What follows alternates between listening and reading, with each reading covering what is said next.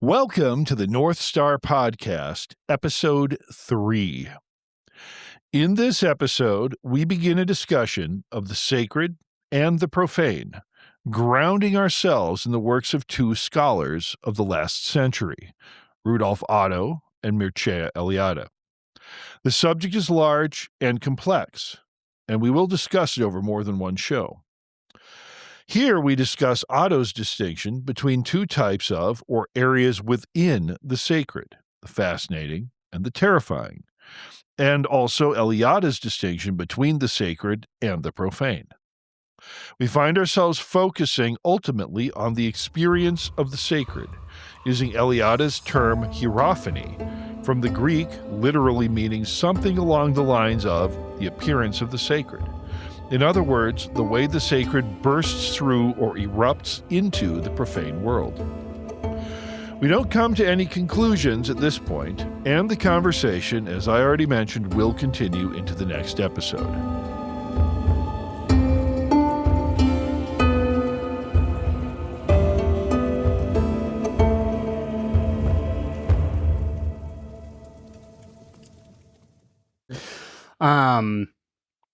As I was preparing for this episode, I actually got a little bit, I don't want to say nervous, but I don't know, like excited, I guess, for a couple of reasons. One is because I had this idea last weekend to change the show idea to talking about the sacred from something that we'll probably talk about in the next episode, but I just felt like this was an installment so it was a late edition.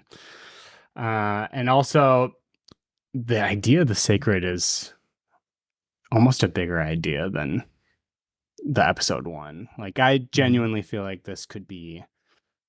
I worry that it could be 4 hours. I think that the way that I structured it can maybe not be 4 hours and be closer to our target of like 1 hour. But I think that I have like 3 pretty big ideas laid out. Mm-hmm. And it'll be interesting to see how long. I'm genuinely interested to see how long all of them take to kind of get done right. But that's another thing. I was just kind of like, I don't know how that's going to work. Like, we'll see. And the next thing is like, and I'm just excited to talk about this. Right on.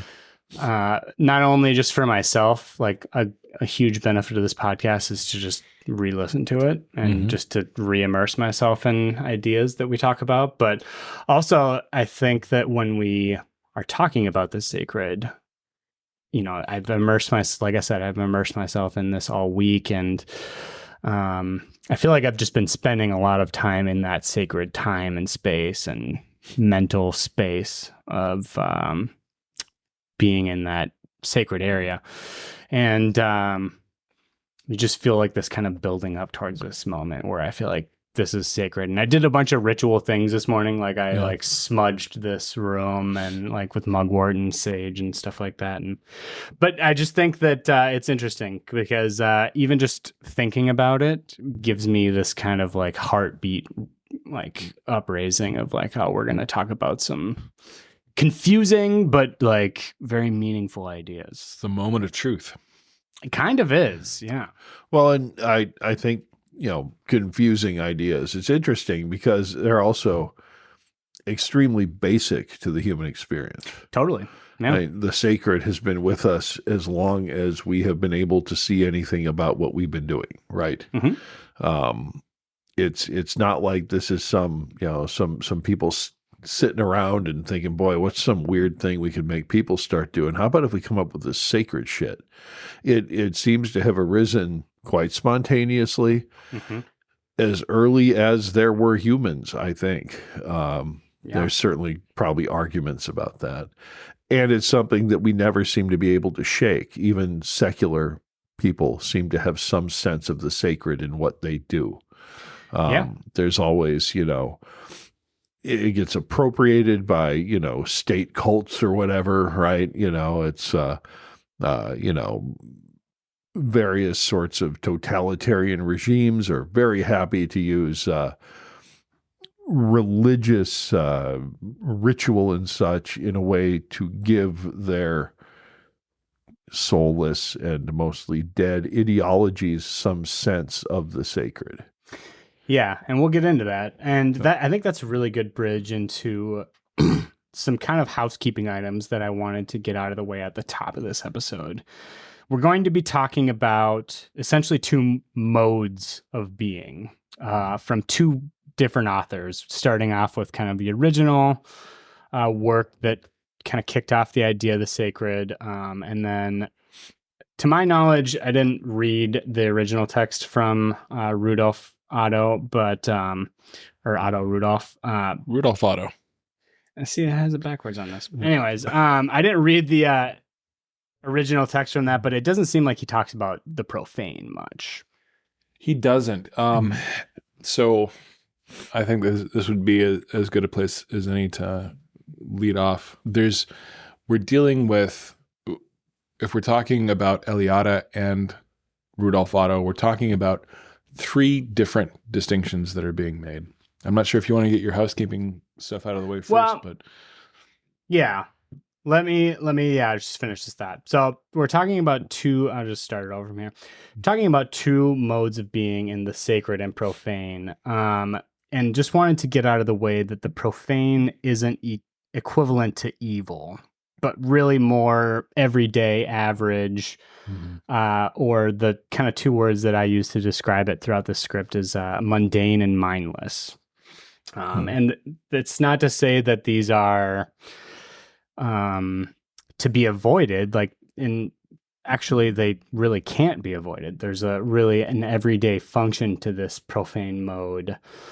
Some of the things that I was thinking about as I was thinking through these ideas this week was, comedy as a parody of reality. It is unreal. It is everyday, but it makes the everyday a little more enjoyable. It's not sacred, but it's like this profanity that kind of it is everyday. It just makes the everyday kind of funny. yeah. Things like commutes and your jobs and bills are also examples of other profane things. Looking at different religious traditions around the world, it's really apparent that you cannot live full time in the sacred.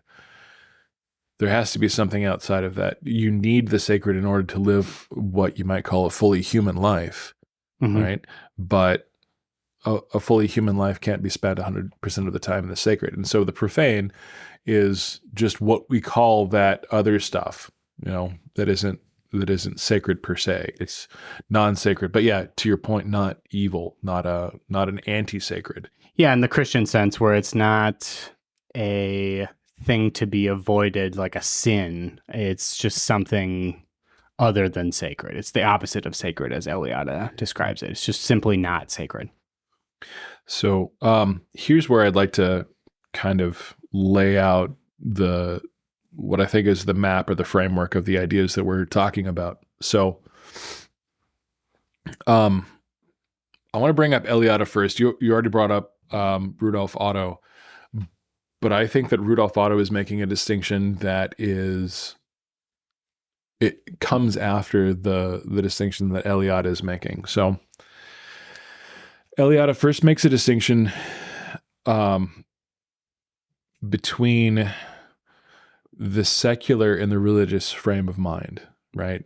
The secular frame of mind is one in which there is no distinction to be made between different times, different places, or events or objects or anything like that, where everything is kind of contiguous and uniform, right?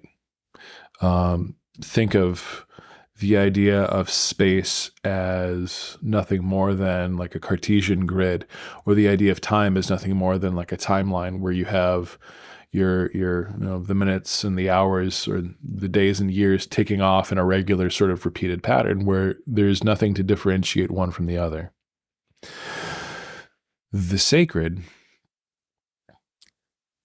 comes in when you make a qualitative differentiation between one place and another place, or one time and another time, or if you elevate one person or object or event outside of kind of the undifferentiated mass, right? Rudolf Otto comes in when you talk about different kinds of the sacred. And this is something that Dr. Stephen Flowers, aka Edward Thorson, also wrote about a long time ago in an article that he wrote for the Journal of Indo-European Studies, where he compares Rudolf Otto's ideas about the different kinds of the sacred to different Germanic words and tries to map that onto the same sort of distinction, right? So it's important to keep in mind there the different areas that we're talking about. Yeah. Different between kind of a secular mindset that does not make distinctions, a sacred or a religious mindset that does make distinctions between non-sacred and sacred, and then distinctions to be made within the idea of sacrality itself, because the sacred acts in different ways. And it's not just Germanic religion that makes that distinction. You can see it in Greek, you can see it in Latin, you can see it in Hebrew, the same sort of distinction. We can get into more detail about that later on, but I just wanted to map that out. I think we'll talk about that partition and what that means, and in certain ways what it fails to account for. But I think a good place to start is to flesh out the idea of the numinous, because that's ultimately what Eliade is kind of expanding on. Eliade was influenced by Rudolf Otto, who was born in Hanover and raised in a pious Christian family, attended the Gymnasium Andreum. I'm going to do the German, bud. Yeah, you do the German. Bud. So, which is funny because that's like Latin, but okay. And I knew that I already said pre-episode that I'm not going to pronounce Latin or German. So yeah, he was born in Peine, close to Hanover. He attended the Gymnasium Andreanum in Hildesheim and studied at Erlangen and Göttingen, where he wrote his dissertation on Martin Luther's understanding of the Holy Spirit, and his habilitation he wrote on Kant. Yeah. And then by 1906, he held the position as an extraordinary professor, and 1910 received his honorary doctorate from the University of Gießen. But his fascination with non-Christian religions was evident and awakened by an extended trip from 1911 to 1912 throughout North Africa, Palestine, and British India, China, just a bunch of places. He cited in 1911 a visit to a Moroccan synagogue as a key inspiration for the theme of the holy that he would later develop in the book Das Heilige. Das Heilige. Das Heilige. Yeah, see, this is why I just delegated. There's going to be a lot of editing going on here, I think. Yeah, is Heilige like silage? I mean, is that I said at the beginning of this episode that I'm going to butcher it, and I was in different modes of thinking. But Das Heilige. But in that work, he sets himself out to discover the characteristics of this. What he really emphasizes, and I think this is why we'll eventually get away from this idea, as a frightening and irrational experience, pretty much over and over again. And this is why we'll eventually transition to Eliade, is because he offers kind of a more expansive idea than more just frightening. All right, let's back off here to a comment you just made. So he says frightening and irrational, and you think that's why we'll back off from it? No, I just think that it's less comprehensive. Okay. Yeah, that it's just one side of it. That it's not the bad side of it. That it's a little simplistic, and I think that's what Eliade is pointing at, is that it's a little short-sighted to just view it. And there's a lot of paradoxes in the way that Otto kind of like characterizes like the fascination, because there's three parts of it: fascination, majesty, and fear. Yeah. And they often kind of breed their own paradoxes, which we'll talk about. Well, let's dive right in then. And I think that this is, it is, to a certain extent, especially someone who might be coming from more of a secular mental frame, this is going backwards. But we're doing it by the timeline. So, Rudolf Otto identifies two different modes of the sacred. One that he calls numinosum tremendum, which is specifically that frightening numinous. Yep. And the other one he calls numinosum fascinans, the fascinating or the inviting numinous. So he talks about the sacred having two modes. And this is where we can get into like the same sorts of distinctions that you have built into the Greek languages, hieros and hagios, or the Latin languages, sacer and sanctus, that Dr. Flowers talks about as being represented in Germanic languages by the roots wich and heilag. Heilag is where we get the word holy, and he thinks that refers specifically to the numinosum fascinans, the kind of inviting sort of, you could say wholesome, because it's related to words like whole and wholesome and heal and health and hail. And it's the kind of sacrality that unifies, that heals, that makes whole, right? Whereas the other kind, the numinosum tremendum, Flowers connects to the Germanic root wich, which comes from an Indo-European root, wake, meaning to separate, right? And it's the kind of sacrality that is, or the kind of holiness that's separated off, specifically, Flowers conjectures, because it's dangerous. And that would be the numinosum tremendum, the terrifying sacred. Yeah. And I think we're setting up right from the beginning, which is where I really wanted to go with this, is the kind of paradox that when you're trying to describe the sacred is a necessity.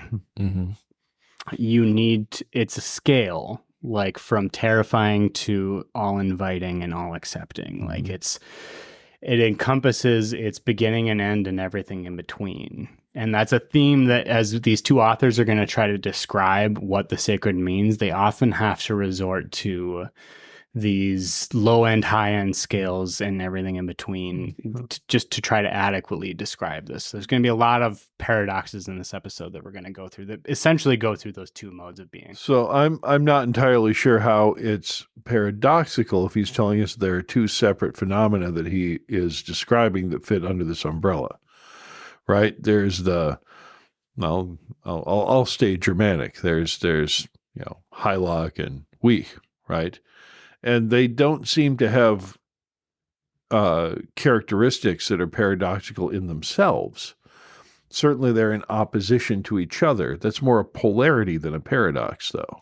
But I would suppose that the paradox might occur insofar as we can see definitely in Latin, with words like sacrosanctus, the coinciding of these two opposites, these two polarities. And, what is it, the Negau helmet inscription, Gutanio vi heilag. That's the Pietro Assa ring, Thank you. I think. So Pietro Assa ring. Please edit out my mistake. The one possible interpretation of that is that the wich heilag is a conjunction of those two terms. Yep. That again shows the coinciding of two polarities. So there maybe it does get something like paradoxical. I worry if we start saying things are paradoxical, we're saying that there's something about them that's I don't know. I think there's something different between polarity and paradox. And I guess I was using paradox in the way that fits in with polarity, like in the way that a paradox is true where both polarities are equally weighted or something like that, like in a sense of a magnet, like they're both equally true and will, like, it doesn't revolve to one or the other side, like it will evenly fit in between there. So like both are true. But I think that's kind of essential to embrace at least some kind of paradoxical like ambiguity or something like that. And when you're trying to understand the sacred. And I think certainly Otto would agree. to dive a little bit deeper, numinous was derived in the 17th century from Latin numen, which, as we discussed earlier pre-recording, does literally translate to nod, which is more of like a kind of Godhead nod, used in a more figurative, metaphorical sense of divine will or divine command or majesty. Etymologically unrelated, apparently, to Immanuel Kant's noumenon, even though I think that it's interesting because I think that it would have had to have been inspired, given the fact that he wrote a dissertation on Kant. So yeah, noumenon comes from a Greek passive participle that comes from a verb that has to do with knowledge. Yeah. And so it's something you can know. It's related like to this Greek word nous that's used for mind a lot and stuff like that. And I think that word, like, I think all of them kind of congeal into a space where, like, you can get a sense for what the numinous means. It's divine will, command, majesty, like that all fits in with the fascination, majesty, and fear. Interestingly, and all of them are kind of related. It was used in early anthropology to mean a kind of sense of divinity without pointing towards any particular divinity. Yep. Exactly. Yeah, because he was he was primarily a Christian, but he did have a lot of other interests in other spiritual and cultural beliefs. Yeah. There's a weird religion too weird might be the wrong word. It's actually kind of a cool idea as far as it goes. Some guy decided to try to import Shinto, and he calls it something like numinism or something. Interesting. Really? Yeah. Because you can't be Shinto if you're not Japanese, I guess. So you got to import it and make it numinism. I don't know. But it seems to be based around the idea of places that have an inherent sense of divinity, but that still is pretty vague sense of divinity, right? Not like some named God who has a form you can identify, but like, this is a really beautiful place. I feel like it's divine type sense of divinity. Mm-hmm. So even in this case, the anthropological sense you mentioned seems to come out. And I suspect that's kind of the sense that he had too, that Otto had. Yeah.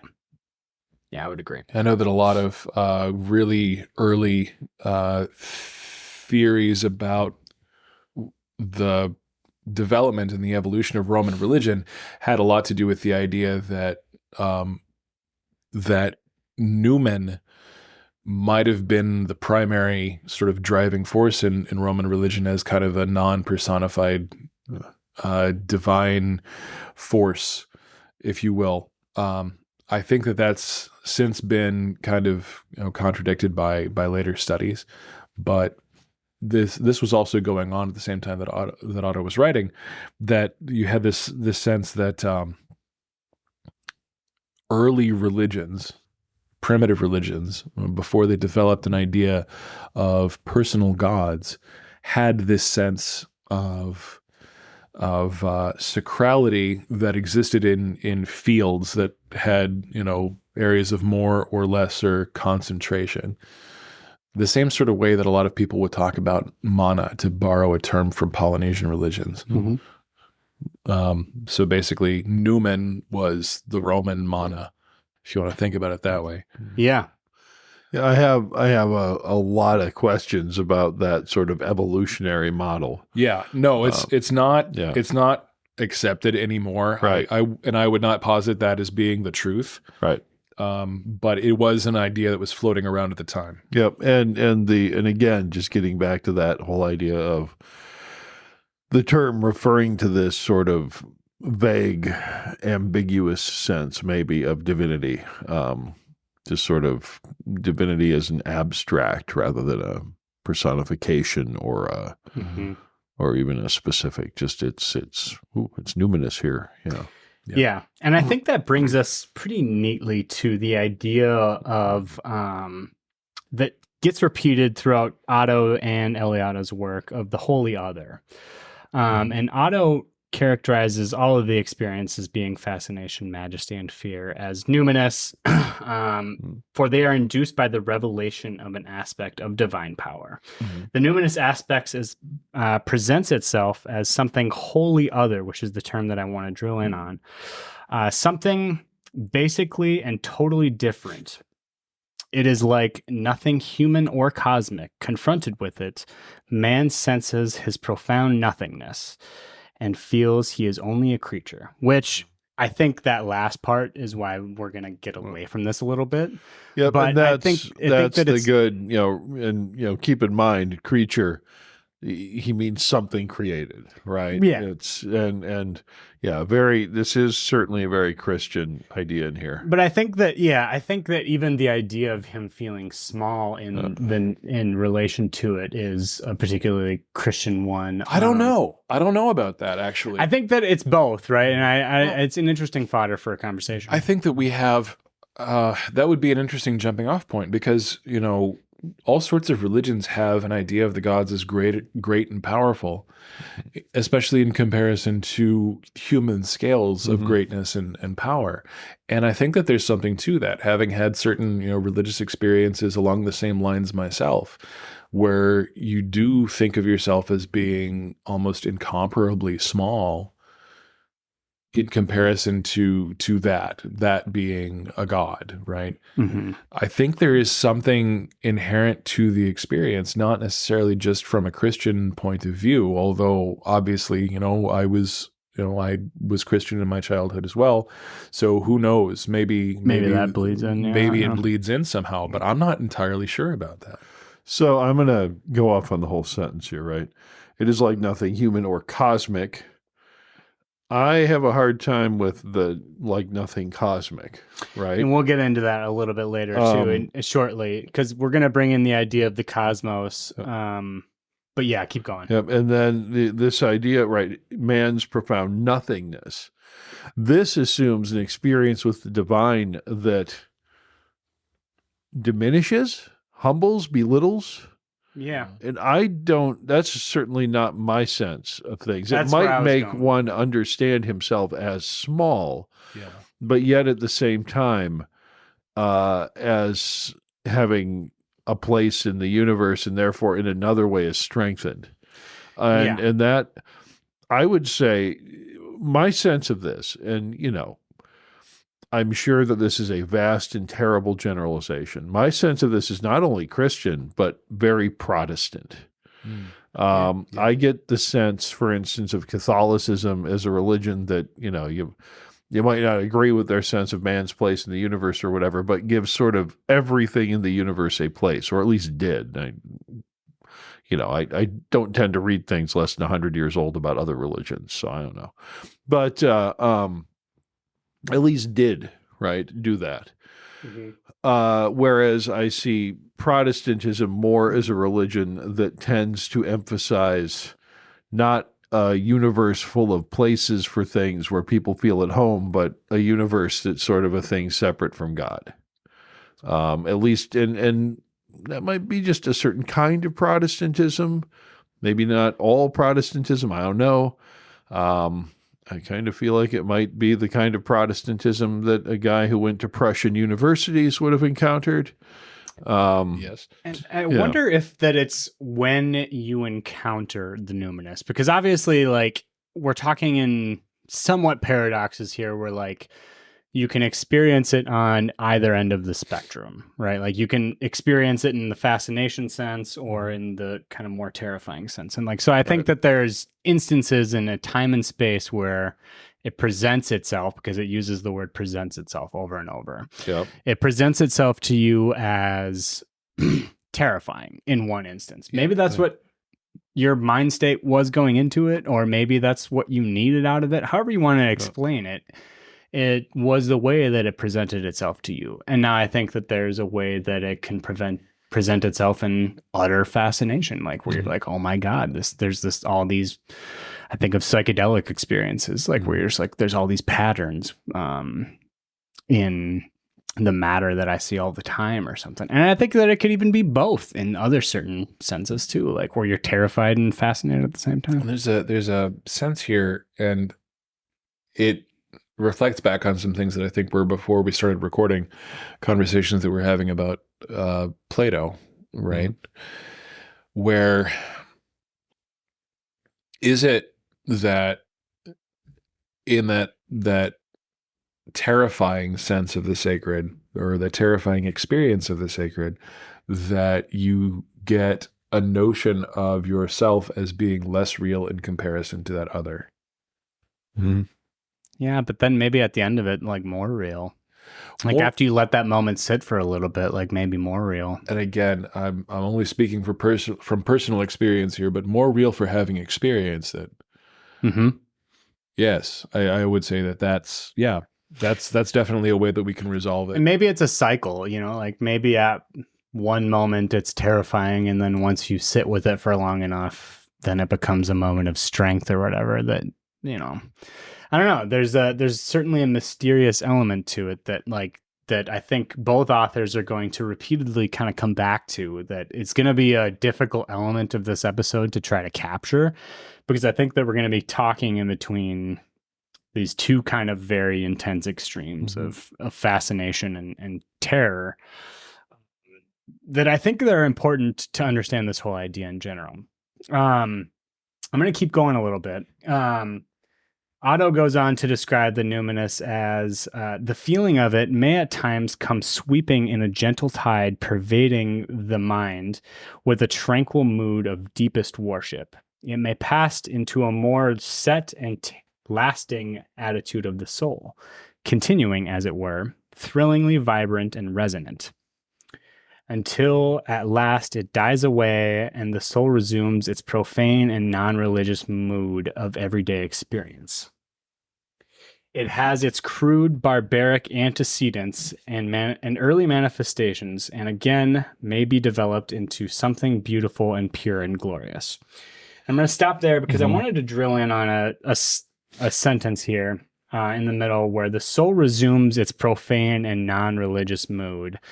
And to me, this is another kind of, we talked at the beginning, and we're talking about two modes of being, and Gerd kind of alluded to it, where it's kind of a false dichotomy in a way, like where the sentence is thrillingly vibrant and resonant until at last it dies away, until the soul resumes its profane, non-religious mood of everyday experience. And I think what's interesting there is that you have this meaningful outpouring experience, and all of a sudden, and we're going to keep coming back to this, that it resumes to the profane mode, like that the sacred is kind of on top of, or always ready to be presented. I think this is an interesting idea.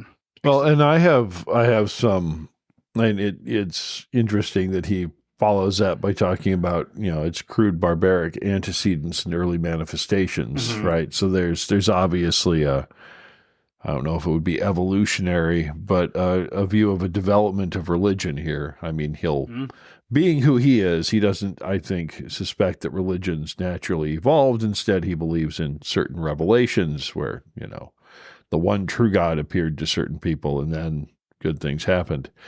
As one of those crude barbarians myself, this strict distinction he makes, right, where you have this experience, but then you go back to that profane life. That seems really problematic to me. I think you have that experience, and then it has a way of lighting up that profane life. Yeah. Of making that profane life different. I think that's the point. This would be a great point to bring in Eliade too, right? And that's what we're working towards. That's where we're working towards. Absolutely, yeah. But I think that, what you just said, right? The sacred presents a break. Let's say, it's a break in your everyday mundane experience, right? You experience something else, something other. Time before and after can become differentiated in relation to that experience that you had, right? And therefore the profane mundanity of your life can be differentiated in relation to, is it before or after the experience? Mm-hmm. And also, if it was just a matter of the sort of having the sort of choice of, yeah, you can experience this sort of stuff, but once you're out of the experience, it all sloughs away, then, almost what would be the point, right? Yeah. I mean, we're hitting a point where it necessarily needs to bleed into your profane life. Otherwise, it means next to nothing. Well, you need to be able to take something out of it with you. Mm-hmm. And yeah, that's where we'll get to continuingly. Like, that's the point that we're building towards, is that the meaning from the sacred moment isn't meant to be completely separate. Like, it needs to initially be completely separate from the sacred. Like, the sacred needs to be separate from the profane, but it also needs to integrate interpenetrate. Exactly. Or to interfuse, or whatever the word is. Like to meld itself into. Otherwise, because that's the reason why it exists, is to enhance the everyday. Right. So take us further. So now I think that it would be good to talk about the holy other. And it's a phrase repeated throughout both texts from Otto and Eliade. But in Otto's text, he describes the numinous as a non-rational, non-sensory experience or feeling whose primary or immediate object is outside the self, which is a mental state that presents itself as wholly other, or a condition absolutely sui generis. Unique, basically. Or incomparable, whereby the human being finds himself utterly abashed. Mm-hmm. Now, I certainly know the moment where I find this, but what I wanted to drill in on here is the aspect of holy other, because they're very insistent on this language in both of these texts. Right. And I think there's a lot to uncover here. And I think we've kind of already touched on it a little bit. But why do you guys think that it's absolutely necessary? Or why do you think they're insistent on the language that it comes from outside the self? That's outside the self or outside of daily experience. I can either or. I can define the second one better, right? I think that what we're talking about, what Otto talks about and what Eliade talks about, is a break, right? Eliade especially is very fond of the image of a break, an eruption through everyday reality of some other sacred time or some other sacred being. And that this break is precisely how differentiation can occur. I think that it's difficult to explain to someone who hasn't experienced something like that, but it does appear like an eruption into what you thought of as the world of possibility, of something that you would not have considered, right? Yeah. I think there's also a layer that I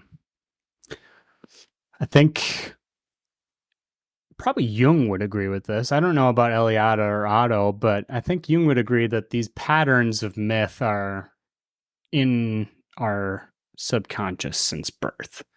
Yeah. Like, they exist. So, like, I think that when you encounter them, they resonate with those patterns, but like, it might not make one-to-one sense on their meaningfulness. Okay. Yeah. But they exist, and like, I think that's why a good story, even like, even just one down, like, even from a myth to just a story, like, when a story works and when it doesn't. Do you mean in the sense that, like, let's say you grow up in a society that has a traditionally handed down and kind of encompassing body of myth and story that comes replete with the sorts of symbolism that would help you to make sense of an experience of something wholly other breaking in from the outside of your known world, right? Sure, I could see that happening, but there's still the break occurring. There's still something occurs that neither you nor anyone else would have predicted as a possibility. Right? Like, reminded of that story Flatland, where you have, two-dimensional creatures being interfered with by a third-dimensional creature. Something coming from an angle or a vector of existence that you don't ever encounter otherwise. Yeah. Yeah, I think there's elements of both. Like, I think there's an element of familiarity where you've heard certain stories echoed throughout your upbringing. And like, I don't know, I think that certain sorts of stories and storylines just make it throughout time. And then I think there's other things too that are other sort of mythological patterns. And as we become a more globalized, intercommunicative world, like we just are encountering more and more stories. And I think there's more and more other themes that get introduced to the self that are kind of interesting. But I think we might be getting a little bit away from, but even still though, those are still wholly other sources of the sacred, I guess. And I guess I'm trying to compare experiences that I've had with what Rudolf Otto is talking about here and try and explain why it may be appropriate or may not be appropriate to always talk about this being something wholly other that's breaking through, right? I'm trying to, because honestly, to be honest with you, the experiences that I've had, I've tended to rationalize through the language of Eliade, which is highly informed by Otto. So maybe it's incumbent upon me to go back to those experiences and reanalyze them and see, was it really like that, or was that just the language that I had to understand the experience with? So I'm worried here. We're talking on a very abstract level. We keep talking about experiences of the other coming in or whatever. We don't have any real great examples, right? Here. And so it's hard maybe to know what the hell we're talking about. I'm thinking of sort of the most sort of basic isn't the word, but certainly a very common, let's say, hierophany, which is that the peoples we used to call primitive and we still call peoples primitive, who had developed agriculture, would see a hierophany in the returning of crops every year. Yeah. Right? So now we're talking about something absolutely other in terms of, we had talked just a second ago, we're talking about Flatland, which, great reference. I don't know how many people read it these days, but I love Flatland. And, the three-dimensional guy shows up and it really gives a big shake to two-dimensional guy's life, right? And you can imagine you're Mr. Triangle or Mr. Square or whoever the heck, and you're wandering around in your two-dimensional world, and all of a sudden there's this thing that sort of starts as a point because it's a sphere, right? And then it just gets bigger and bigger and bigger, and then it gets smaller and smaller, and then it starts talking to you. It's totally wild, right? And it's something that doesn't in that world happen every day. But the hierophany I'm bringing up, I'm thinking of many years ago when I read Eliade's Patterns in Comparative Religion. It's one that he brings up in there, right? When he's talking about hierophany. The thing is that hierophany that he's talking about is one they were having constantly. Yeah. It's not that, 1 year all of a sudden, holy shit, we have crops again. This has never happened before in my life. Hopefully it has happened every year in your life, or at least most years, because the years it doesn't happen really suck. So if it's sort of a common yearly experience like that how is it wholly other? The weird experiences, right? I've gone up to some place far away from civilization and put myself through trials and ordeals, and now I'm having a vision. Yeah, okay, that shit doesn't happen every day. Right.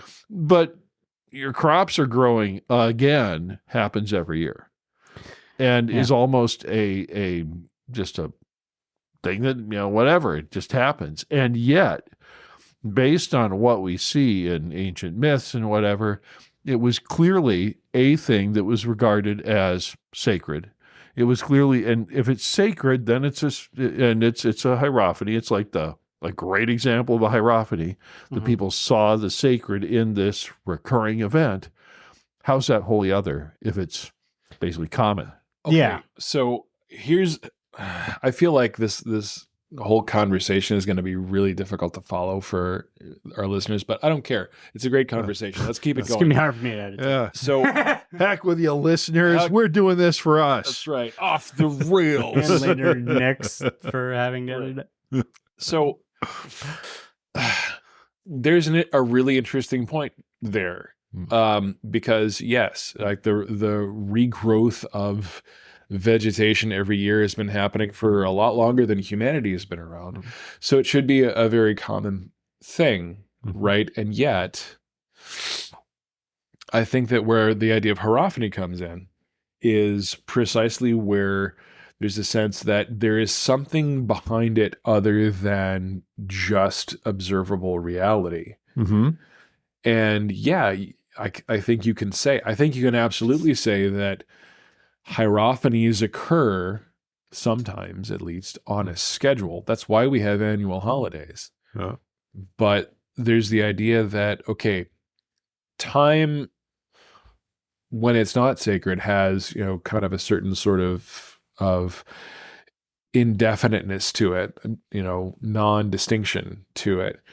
And there are times when, well, yeah, something different comes in. And that's the break. So somehow this is about a quality of time that makes this holy other. Or a quality of event. Yeah. Okay. I think that brings us pretty, in a weird way that I didn't anticipate, to the idea of the cosmos. In the idea that time is kind of dictated by the movement of the sun and stuff like that. And Eliade says it is impossible to overemphasize the paradox represented by every hierophany, even in the most elementary. By manifesting the sacred, any object becomes something else, yet it continues to remain itself, for it remains a stone, apparently, or more precisely, from the profane point of view, nothing distinguishes itself from other stones. But for those whom a stone reveals itself as sacred, its immediate reality is transmuted into a supernatural reality.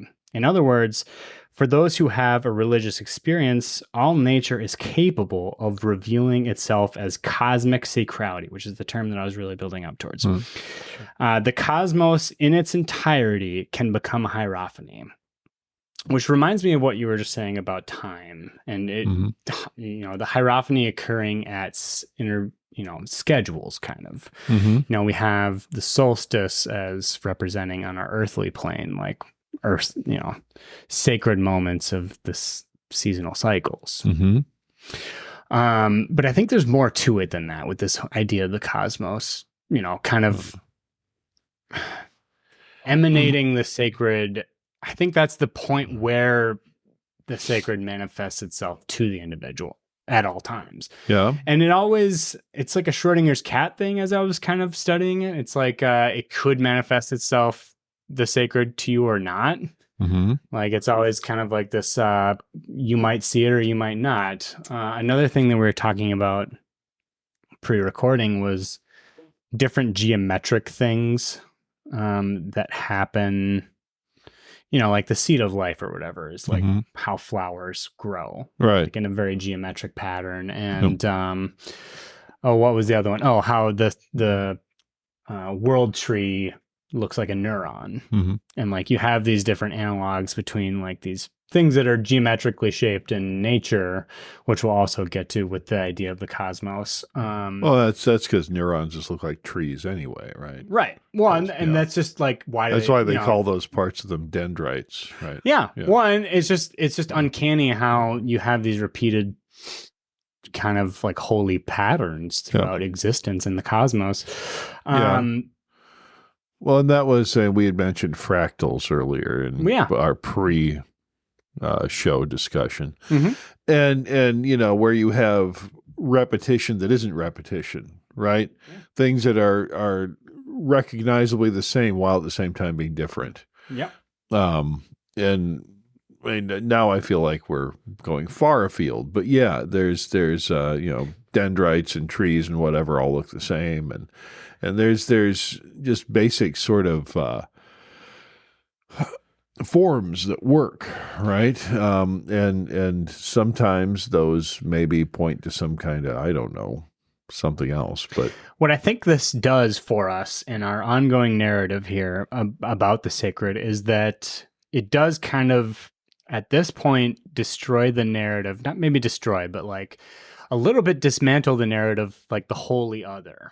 Like the HOLLY other, because like you cannot, you cannot exist in the cosmos as a holy other. You just exist in the cosmos. Well, a cosmos doesn't exist if you want to be very strict about it. Yeah, right? And like you experience the universe kind of way. The distinction that Eliade makes between sacred and profane is precisely that between cosmos and chaos, where the chaos would be the undifferentiated, the non-structured. Yeah, because one of the things we mean by cosmos is just order. Like the fact that this is organized in this way and not just a complete mess. That's the original meaning of the word. Yeah, the Greek man. Yeah, and that's where it comes from. We refer to when we refer to the cosmos, we don't just mean all the crap out there. I think we mean both. Ordered. I think we mean all the crap and also that it is this way and not just a complete mess of crap. Yeah. Yeah, if we're using the term properly, we mean the order. We mean something ordered, and it refers to all the crap out there. Yeah. But you can't talk about an unordered cosmos, right? Because it has to mean both, and that will become a theme throughout this episode as well. So I think that, Garrett, that we were talking again. I don't remember if this was part of the recorded conversation or not, but. Clearly, we just shouldn't talk unless we're recording. Yeah. Maybe we can clip some of that back in. We probably heavily edited conversation back in. But you're talking about how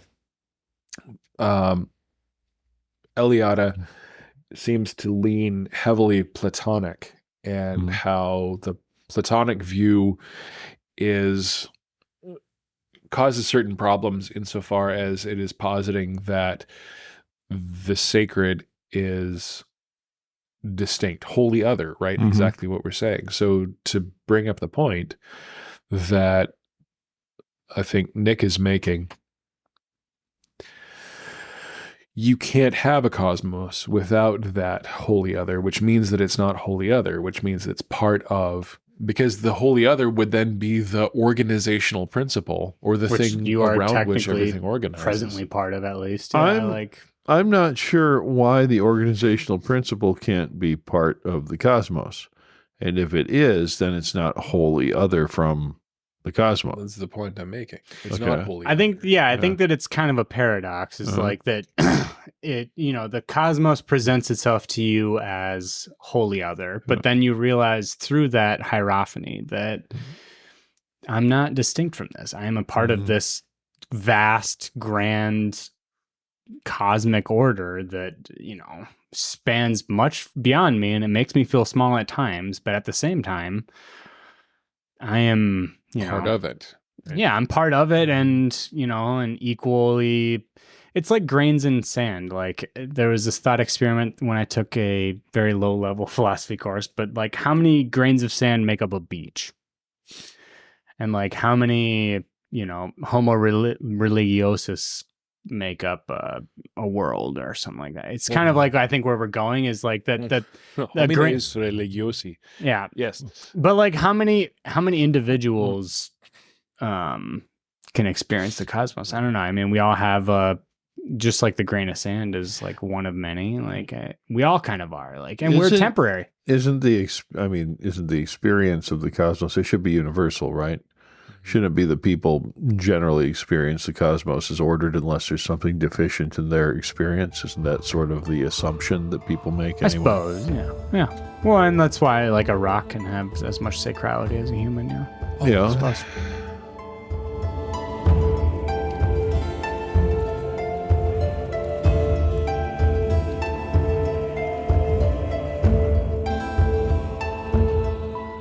Thank you for listening to the North Star Podcast. For more information about us, please visit oxenhof.com. That's AXENTHOF.com. In our next episode, to be released on April 17th, 2026, we will continue our discussion of the nature of the sacred. Thank you.